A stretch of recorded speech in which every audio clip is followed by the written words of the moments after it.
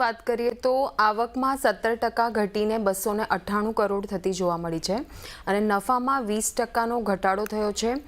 130% થયો છે નફો અને ત્રીજા ક્વાર્ટરના પરિણામો પછી શેર ઘટતો આજે આપણને જોવા મળ્યો છે અને કંપનીના જે ટ્રાન્ઝેક્શન ચાર્જીસ છે એની આવકમાં પણ ઘટાડો થતો જોવા મળ્યો છે. ટ્રાન્ઝેક્શન ચાર્જીસની આવક 29% ઘટીને 59 કરોડ ક્યુ ઓન ક્યુ બેસિસ પર થતી જોવા મળી છે અને ઓનલાઈન ડેટાની વાત કરીએ તો તેના ચાર્જીસની આવકમાં પણ 23% ઘટીને 51 કરોડ થતી જોવા મળી છે ક્યુ ઓન ક્યુ બેસિસ પર અને ડીમેટ કસ્ટડીની વાત કરીએ તો 78 લાખ કરોડથી ઘટાડીને 75 લાખ કરોડ થઈ છે અને નેટ ડીમેટ અકાઉન્ટની વાત કરીએ તો 1.18 કરોડથી ઘટીને 92 લાખ થતો જોવા મળ્યો છે.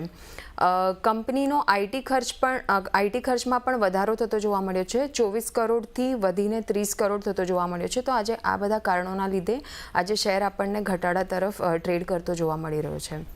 જી, ખાસ કરીને ઘણા બધા કારણો છે, એનું રિએક્શન આપણને સ્ટોકમાં બનતું દેખાઈ રહ્યું છે. આભાર શ્રદ્ધા આપનું સમગ્ર માહિતી આપવા માટે.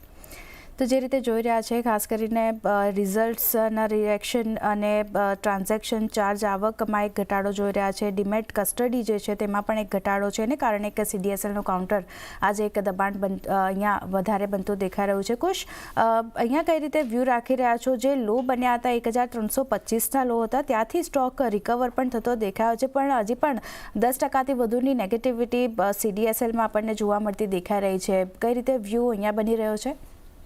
ડેફિનેટલી મને લાગે છે કે જેમ માર્કેટ નીચે જશે તો ટ્રાન્ઝેક્શન ઓછા થશે જ, કારણ કે લોકો નવું બાઇંગ નહીં કરે, સેલ કરે છે પણ બાઇંગ નહીં કરે સામે. જનરલી છેલ્લા 4 વર્ષમાં એવું બનતું હતું કે લોકો ચર્નિંગ કરતા હતા, પ્રોફિટમાં સ્ટોક વેચી બીજો લેતા હતા અને કન્ટિન્યુઅસ હતું, પણ હવે લોકો સેલ કરશે અને ટ્રાન્ઝેક્શન ચાર્જીસ ધીમે ધીમે ઘટતા જશે. ડેફિનેટલી મને લાગે છે થોડું કરેક્શન આવી શકે છે સ્ટોકમાં 1210 સુધીનું, but this will be N opportunity four long term investors two invest. ફરી માર્કેટ તેજી આવશે તો ફરી બિઝનેસ વધશે અને આપણે જાણીએ છીએ CDSL NSDL બે જ કસ્ટોડિયન છે અને લાઈક અ ડ્યુઓપોલી છે માર્કેટ. તો this is an opportunity four long term investors to start investing.